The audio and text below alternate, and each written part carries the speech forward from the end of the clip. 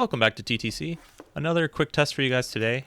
Will a P262 Ryobi remove a new semi-truck lug nut? And if so, which battery does it best? We do a lot of tightening on our channel, so it's a good idea to take a breath once in a while to loosen some stuff. With data, of course, to see if those numbers that we're spitting at you each day on those graphs sort of make sense. Even if this isn't exactly a real-world 18-wheeler, which would be a much harder challenge with rust and grime, but as good as a test as we can provide in a consistent and repeatable manner. So let's take a look at the 4 amp hour HP battery first. Here's a 1/2 inch lug stud, and here's a lug stud from a Mack truck, which is a 33mm nut.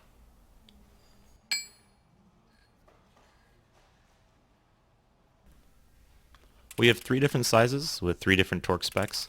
1/2 inch is 100 foot-pounds, 14mm from a F350 Super Duty is 150 foot-pounds, and this big rig lug nut is 500 foot-pounds, which required this 3/4 inch torque wrench.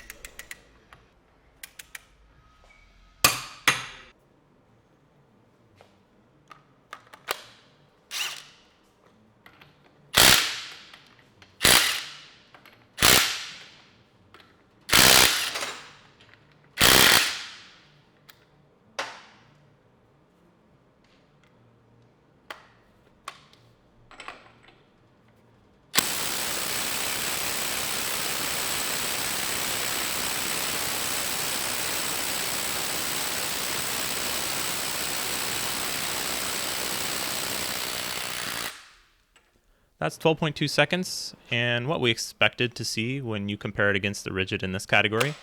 Let's take a look at the 3 amp hour now and see if it can improve things.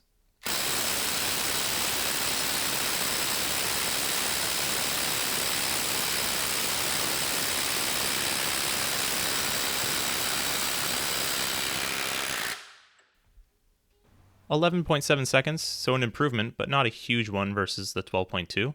Onto the adapted Dewalt battery, which did best in our episode 30.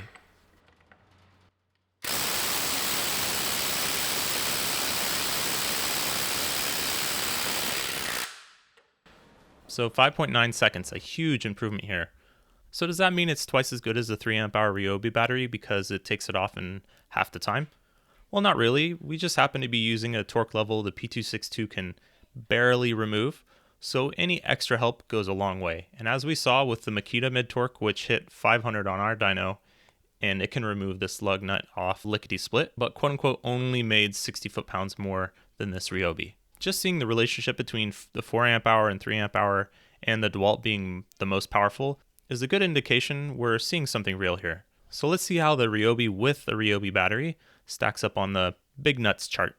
So the Ryobi beats out the rigid, which, considering the Ryobi's cost and advertised power being lower in the specs, is quite decent, we think, but not able to get in the same ring as Milwaukee or Makita in this strictly power-focused test. Thanks for watching.